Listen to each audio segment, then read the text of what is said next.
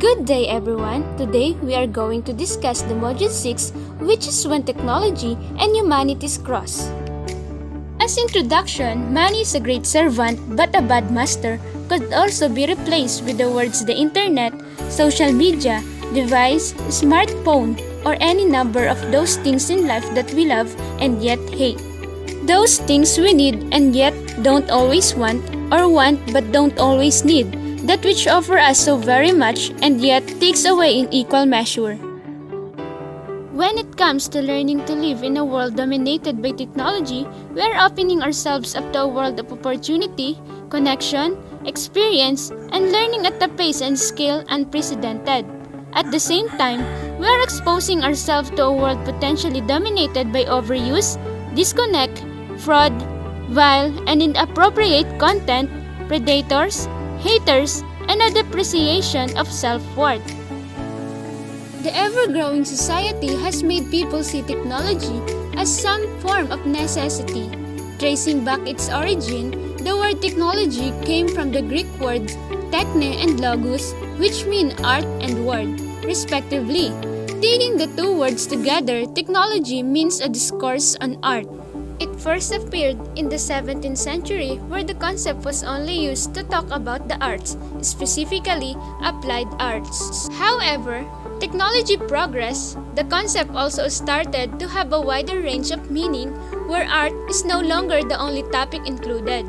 Concepts like machine and tools were also attached to the word technology, which is the more popular sense of the concept nowadays.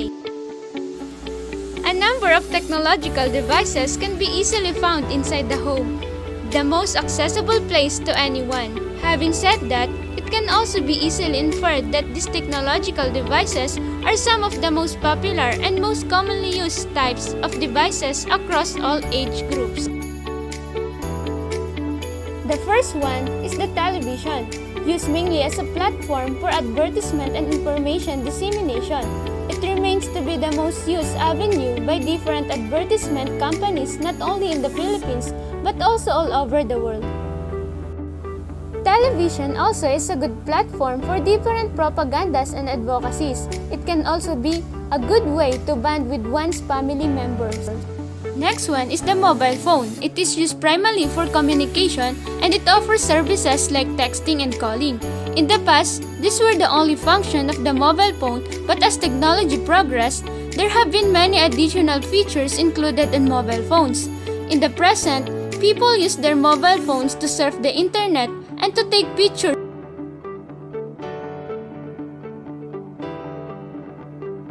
And the last one is the computers and laptops. On the other hand, can be used to surf the internet and communicate. For a lot of people, they prefer to do their job using either a personal computer or a laptop than a mobile phone. And now, we are going to tackle the ethical dilemma faced by this technological advancement. It is true that these technological devices are useful and beneficial.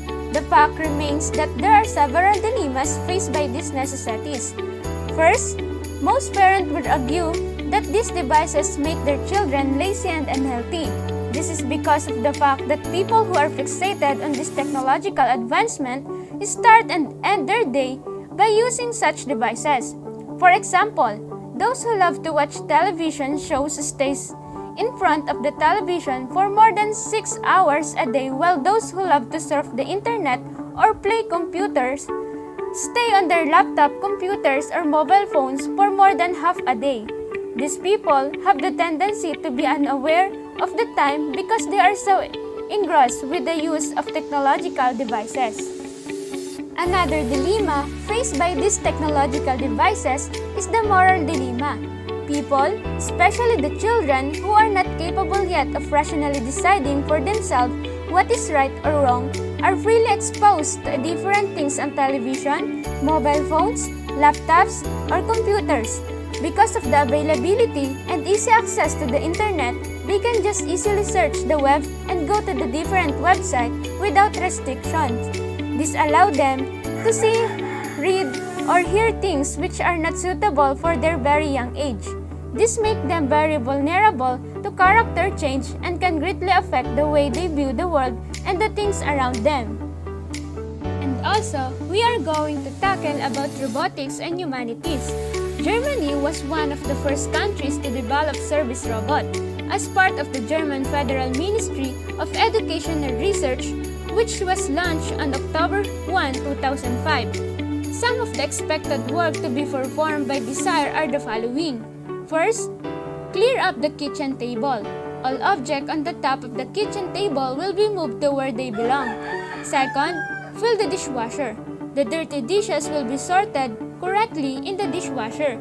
And lastly, clear up this room. All objects that are not belong in their proper places will be moved to where they belong. Then, what is the rules played by robotics?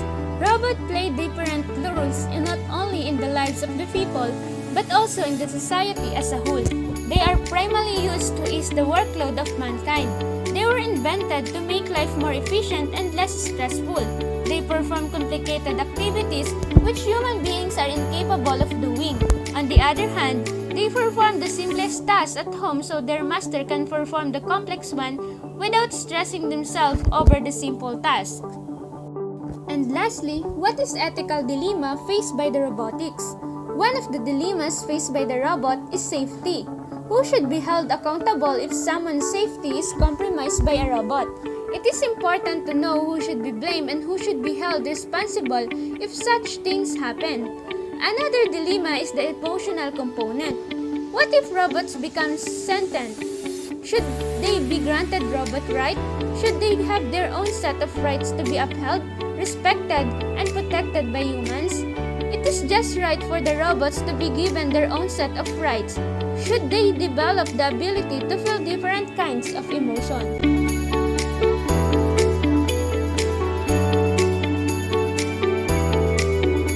Technology has made people better, smarter, and productive.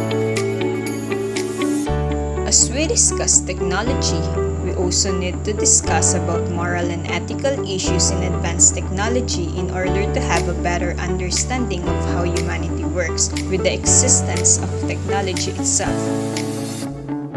Ethical dilemmas arise when there are competing goods and competing evils. In regard to IT, the sharing of private information within an organization raises the question of whether the action is moral or immoral. These are some of ethical dilemmas that are yet to be solved. Furthermore, biotechnology raises some moral issues. It is difficult to justify the use of living organisms during research and other technological discoveries. For instance, vitro fertilization enables women who are not in a position to have their own children to undergo the process. Religious groups are opposed to such practices because their beliefs do not agree with them. The use of computers also raises health issues. Even though computers make our work easier, it is evident that prolonged use of computers results to repetitive stress injury.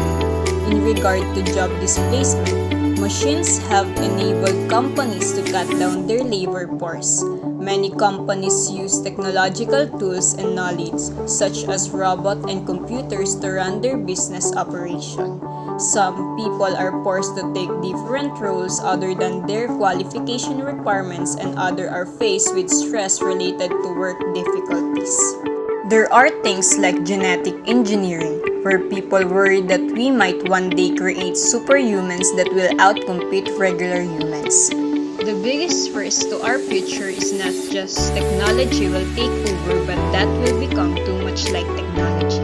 Let's think about where it's going. Let's balance the EQ with the IQ. We should think of technology not as what we seek, but rather how we seek.